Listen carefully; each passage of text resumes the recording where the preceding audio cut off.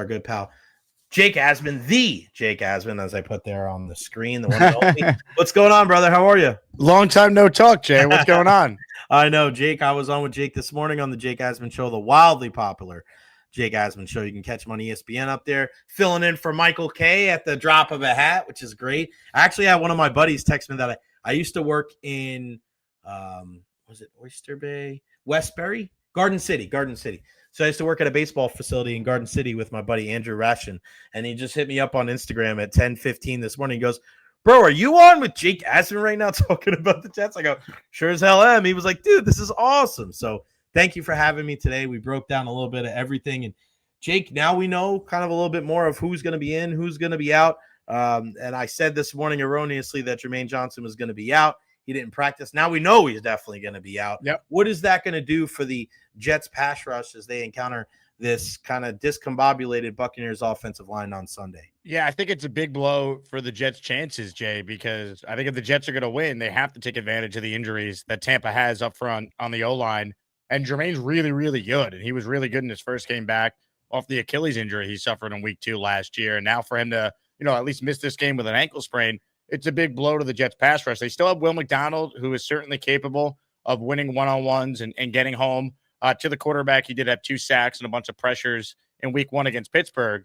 But outside of him, you don't really love the other edge rushers that the Jets have. Now, they could get some pressure up the middle in the interior. You still have Quinnen Williams there. He's one of the best defensive tackles in football. There's some other guys that have flashed a little bit. Jawan Briggs has played well. Harrison Phillips, he's more known as a run stuffer, but he's been an effective player so far through 2 games. So they have some talent still on that defensive line, but I think if you had Jermaine and Will McDonald, you'd feel pretty good about the Jets' ability to put a lot of pressure on Baker Mayfield. Questions and comments for our guy Jake Asman, feel free to put them there at the bottom of the screen. Our guy Boomtown, wow, is that the Jake Asman from ESPN Radio? You bet your bottom dollar it is, my friend. We just found Mike Jordan is not going to be playing this weekend, so we know that Graham Barton's going to play left tackle, Charlie Heck is going to play right tackle, and Ben Bredesen is going to play center. But it might be Jake and Jay playing guard for the Buccaneers on Sunday. We don't know for sure. I think that's like gonna be one of the biggest stories of the game. Tell us more about a guy like Quinnen Williams. I think we kind of, we saw him a couple of years ago, I think nationally when it comes to Hard Knocks, but I mean, he really is one of the better interior defensive linemen in all of football. Is he still playing at that high level? Our Buccaneer fans are dreading your answer here because I think he can be an absolute nightmare on Sunday. Yeah, he's still one of the best at his position in the league.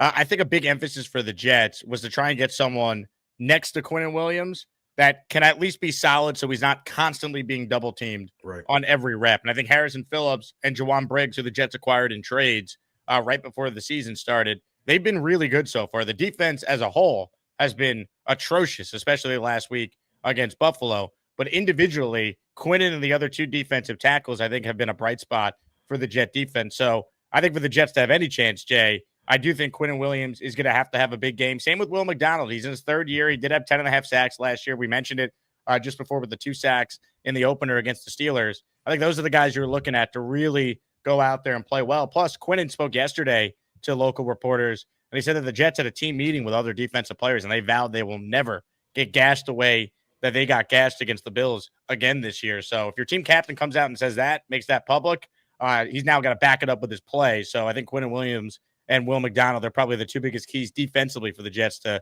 have a chance in this one.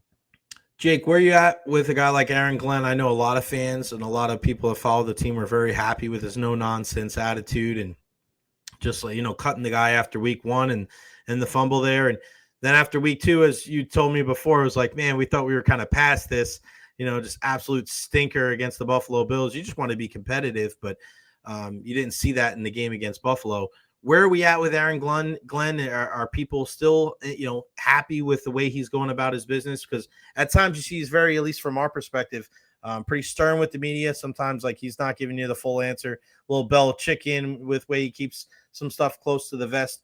Where do you think he's at? And do you think that he's still kind of, in good graces with Jets fans? Yeah, look, there's no doubt that when he was hired, I think there were a lot of fans who wanted to rally around the fact that he wanted this job. He could have had other opportunities. He was a Jet. He called it his dream job. He's trying to change a culture that has been bad for so long. He's trying to, basically create an environment where it's no longer a country club, where players are actually held accountable for their mistakes. You mentioned they cut Xavier Gibson after his costly fumble, essentially cost him a win week 1. That was the biggest turning point in the game. So he's trying. Some of his quotes this week, Jet fans aren't loving, talking about how, big ships, it takes time to turn things around. And, everyone wants instant coffee, but it's like Legos. You got to build it properly. So Jet fans are kind of sick of like the coaches coming in and basically telling a fan base that hasn't made the playoffs longer than any team in professional sports, hey, be patient. But, the reality is it's only 2 games. Just think about how different things could be for the Jets if, Chris Boswell misses a 60-yard kick in week 1. All of a sudden they're 1-1. You can flush that Bills debacle and say, you know what?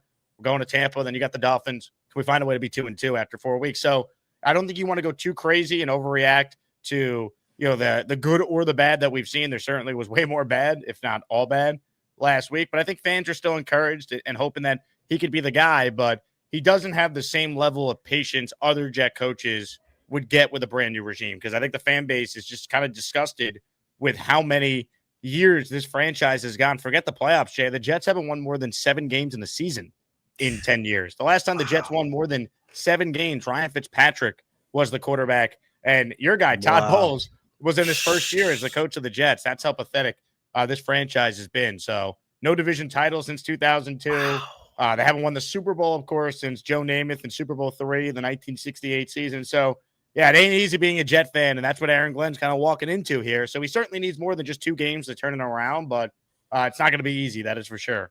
Safe to say no YouTube around when Joe Willie was winning that Super Bowl back in the day either. Our guy Chan, question for Jake. I know he may move around, but who will draw Sauce's coverage more, Evans or Emeka Ibuka? So is Ibuka going to play? Is that confirmed? So he practiced today, and it looks like he's kind of, I don't want to say a game time decision, but it looks like he's trending towards playing this weekend.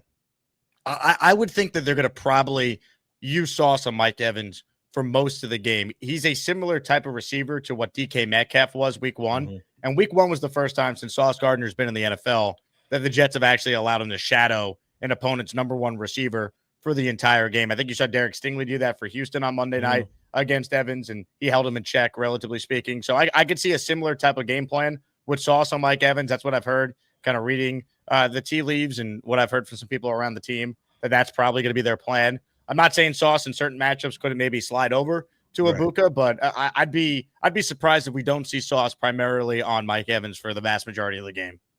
Jake and I were talking about this before, about how like the NFL is, forget about carrying things over week to week. Like every single game is its own story. And I look at the way that the Buccaneers are going to be playing offense in this game, getting the ball out of the hands of Baker really quickly, and how that could hurt a guy like, Mike Evans, because, he's fast, but he's not obviously as fast as he once was at 32. So you're thinking, all right, match up with Sauce, he might have some issues, especially after last week with Stingley. But these are the kind of games where Mike Evans goes out and gets 6 catches for 98 and 2 touchdowns. And you're like, why the hell did I ever doubt a guy like this that's going to be a Hall of Famer one day? Where are Jet fans at with Sauce Gardner and Garrett Wilson? Obviously, offensive, defensive rookie of the years. You go out and you think, man, this is one of the best draft classes probably in team history. Except that one time when you guys had 4 first rounders. One of them was my guy Anthony Beck. I remember those days. Yeah, Chad Pennington, Sean Ellis. What's his name? It was Jonathan. Why can't I think of the guy's Abraham? Jonathan Abraham. Yeah, John Abraham. Yeah, that's John a good Abraham, freaking class, man. So where are you guys at now with those 2 guys? Because I felt like Garrett Wilson was about to enter that conversation of, all right, if he's not Jefferson and Chase, is he in that second tier? Seems like, kind of the shine is worn off a little bit there. And then as far as Sauce Gardner, people are like, man, this guy's about to be the number 1 corner. I think people look at maybe Stingley and Patrick Surtain as those guys now. Where do you see those 2 guys where they kind of rank amongst the best of the best in the National Football League? Yeah, I'll start with Sauce first, because through his first 2 years, he did something no corner has ever done when entering the league. He was a 2-time first-team All-Pro. Last year, he had a down year. Now, he wasn't nearly as bad as how some have described it, but he wasn't in his All-Pro self. The Jets still paid him because obviously you got to keep your own. You drafted him, you developed him. He has been a 2-time All-Pro, so they did sign him to that extension. I'm still very high on Sauce. He had a bad game last week, but so did the entire team. He was excellent week 1, like the version that we saw his first 2 years in that game against DK. So I still think Sauce he might not be the best corner in the NFL. If you want to tell me it's Surtain, that's fair. If you want to tell me it's Stingley because he forces more turnovers, that's fair. That's kind of the next step for Sauce's game. Yeah. It's not like he gets a lot of opportunities, but if you want to be considered the best corner in the league, when you do get opportunities, you can't drop picks. You got to make plays on the ball. So I think that's the next step for him. But he's still an outstanding cover corner. So I'm certainly glad that they signed him long term. As far as Garrett, it's tough because he's kind of like Mike Evans in the sense that he continues to produce, but he's never really had the quarterback play until obviously Mike Evans, eventually was able to lock on with Tom Brady and now, of course, Baker Mayfield. Like Garrett Wilson's gone over 1,000 yards and basically has had 100 catches his first 3 years in the league. And that's with 8 different QBs throwing him passes, right? So I think what the thought process this year was with Justin Fields, he already has built-in chemistry with going back to Ohio State. He would be in line to have his best season. He's the focal point of the offense because they really don't have anyone else. But the problem now is, okay, if you don't really have anyone else, well, teams are just going to double Garrett Wilson. So how do you creatively find ways to get him the ball? And I think in week 1, they certainly did a great job of that. They used him in the slot. They used him in motion. He ended up having basically 100 yards and scored a big touchdown. So last week was such a mess, you almost throw it out. I do think with Tyrod in there this week, though, Jay, they're not going to be afraid to take some chances downfield. So this kind of feels like a game that if you're going to bet on some props, you play the over with Garrett Wilson on catches, yards, maybe anytime touchdown, because he's truly going to be, their focal point of this passing attack. And, I can only hope that Garrett has the career Mike Evans had where he stays around a bad organization and then they finally get it right with the right coach and quarterback and, the rest is history. But we in New York have made that comp a lot just because I see a lot of similarities to, the situation Evans found himself in at the beginning of his career to what Garrett's dealt with through his first 3 years. Yeah, we definitely saw our fair share of shaking your head quarterbacks before Tom Brady was able to kind of right the ship and then Baker's kind of take the helm. What can people expect from Tyrod? Obviously, I think the number one thing is, you plan for much more of a rushing attack with Justin Fields under center. We know Tyrod's not like that. A guy that's been around the league, he's going to try to take care of the football and just play a very smart, intelligent game. Is that kind of what you're, looking for on Sunday against the Bucs? Someone told me that he's the Buccaneers killer, so I looked into it. He is 2-0 lifetime against the Bucs, but he hasn't played the Bucs since 2014. So I don't know. I don't know how relevant that stat is. Right.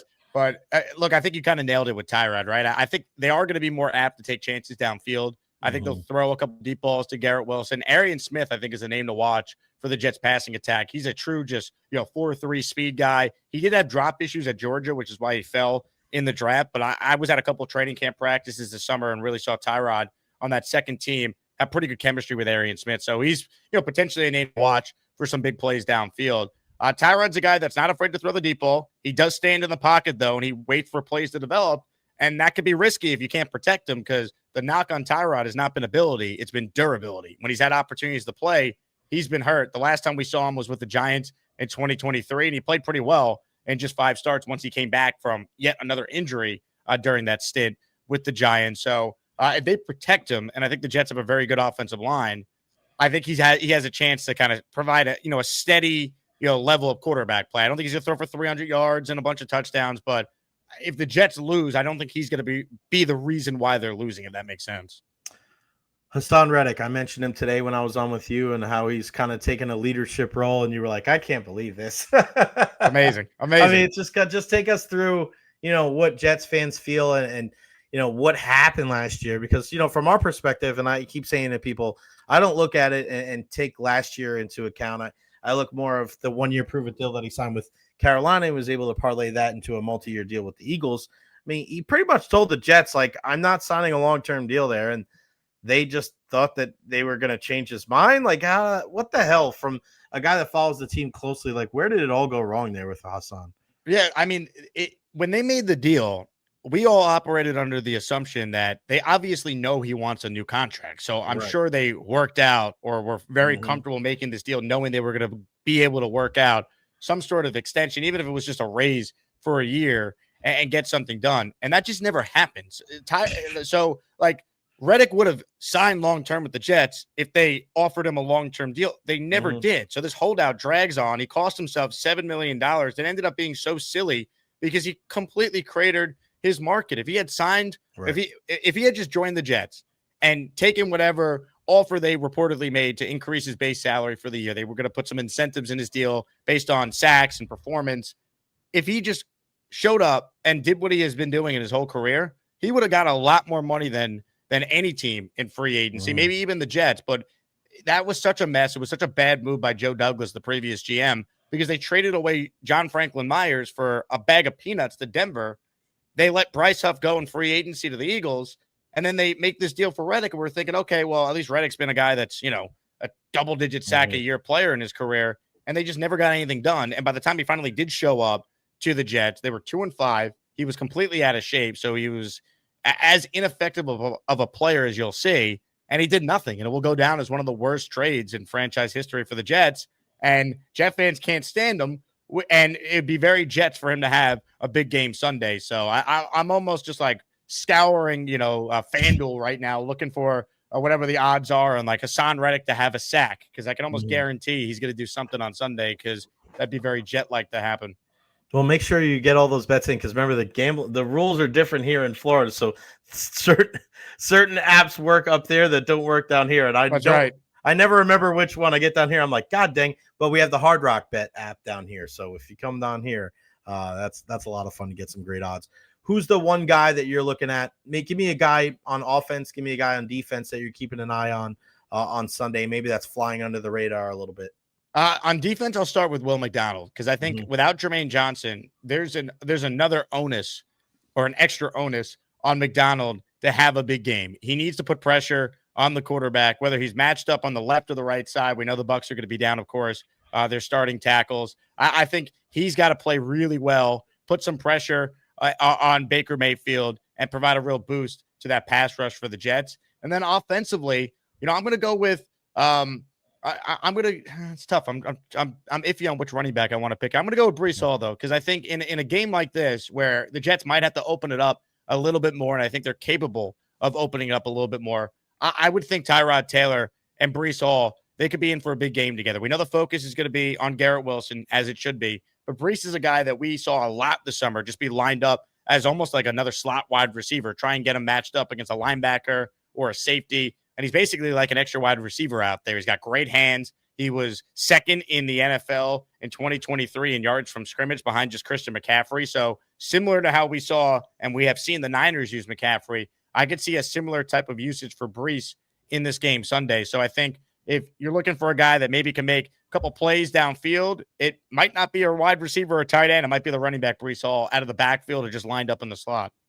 Yeah, I love what Vita Vea had to say yesterday. I don't know if you saw this, but he was saying, Breece Hall doesn't get a ton of like love nationally, but he's like, that boy could play. He was like, we watch him on tape. Like we're not going into this game not knowing how talented that young man is. Who's the first coach that gets fired in the NFL this season? Is it Mike McDaniel or is it Brian Daboll? Ooh, I think it's those two. It's got to be one of those two, no? Yeah, I don't think it's going to be Daboll, though, and I'll tell you why. Because Jackson Dart was his guy, so John Mara is not going to pull the plug on Brian Daboll until Dart gets out there and we see what he looks like. Because I think if Dart comes in, even if the Giants don't win a lot of these games, but he looks good, that might be enough for Brian Daboll to go to John Mara, the owner of the team, and say, look, I needed time to get my quarterback. I now have him. I need more than just a handful of starts in his rookie year to prove that I belong here long term. So I'd be very surprised if it's Daboll. McDaniel feels like the obvious answer just because of all the smoke coming out of Miami, and they're 0-3 now, but they did put together, an impressive effort, all things considered, last night. But 0-3 is 0-3, and I do wonder now if they lose to the Jets, let's say next Monday night, and they're 0-4, and that'd be 3 straight losses to each team in the AFC East, right? New England, Buffalo, and the Jets. Would that be enough to make a change? So I guess it has to be McDaniel by default. I'd be stunned if it's Daboll. Yeah, and I wonder, like, you look at Brian Daboll, too. I get the whole Jackson Dart argument, but you can't be having how many penalties? Like, it just seems like where's the discipline, right? How many years do you need to be able to kind of show, all right, hey, the discipline is here. The offense, when I get my guy, it'll be changed, but you're not just the offensive coordinator, right? You're the guy that is running the entire team. So I don't know too much about, we'll see about that one. But I'm with you. I think they do want to give him an opportunity to see if his offense can flourish under a guy like Jackson Dart. Before I let you go, I want to ask you some baseball stuff. What are the Yankees' chances, you think, coming out of the AL representing the team in the World Series for the second straight year?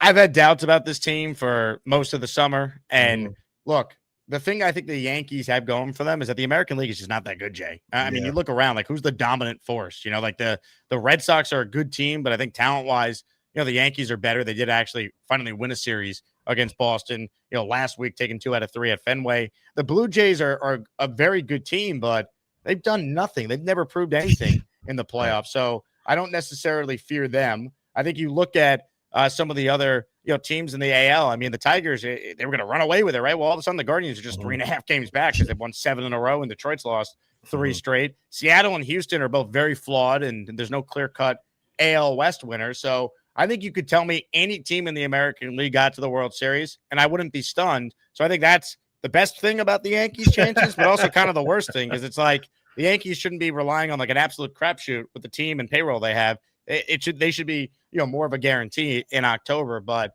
I think they are starting to play their best ball at the right time, which is encouraging. Judge looks like Judge again, coming back from that injury. Max Fried continues to be unbelievable after he had about a 6-week stretch, as you know, over the summer where he couldn't get an out. I mean, he was terrible. And now he's had like 5 really good starts in a row, including last night where he had a career high 13 Ks. So you start a playoff series with Fried, Rodon. That's pretty good. Plus, you have the lineup that leads baseball in basically every key offensive category in the MVP of the league. And Judge, he's got to hit in the playoffs, though, right? Aaron Judge, he's got to have that 2009 Alex Rodriguez type of run, because that's the last thing missing from his legacy. He's going to win his 3rd MVP. He's an all-time Yankee great. Number 99 is going to be retired, but is it Don Mattingly or is it going to be, Derek Jeter? You got to get that ring to be part of like the all-time great Yankee conversation.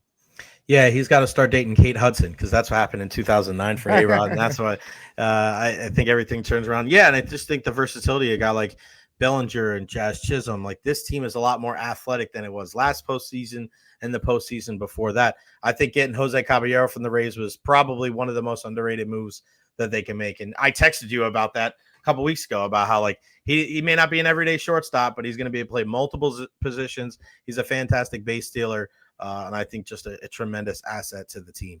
Jake Asman, let everybody know where you're going to be this weekend, because we got some Jets fans that watch too. Let everybody know where you're going to be this weekend, where everybody can find you as well, buddy. Yeah, I appreciate it, Jay. So I'm excited. We're going to be doing a big Tampa Bay Jets meetup at Gaspar's Patio Bar and Grill.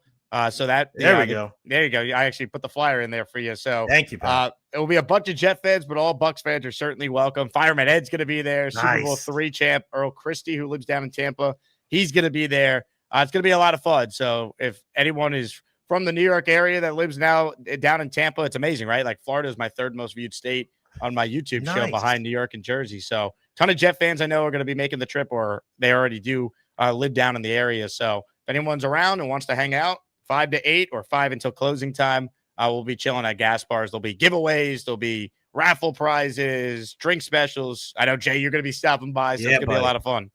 Yeah, it's going to be a lot of fun there, Gaspar's. I haven't been there in years. It's so easy to get to, right there on 56th, just south, I think, of Bush.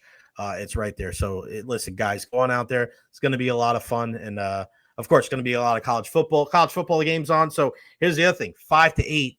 So we're going to be there during Miami and Florida. So that game is going to be on at the time. So that place is going to be buzzing. It's going to be a blast right there at Gaspar's. Jake Asman, the man, the Jake Asman Show. You can check him out on ESPN New York as well. Always a pleasure, my friend. Thank you very much. Happy birthday again. And I'll see you tomorrow night. Safe travels. Jay, can't wait to hang. Appreciate you having me on, man. The old Home and Home on YouTube channels. Love it. The Home and Home. Appreciate it, buddy. Thank you. You got it. See you soon. All right, pal.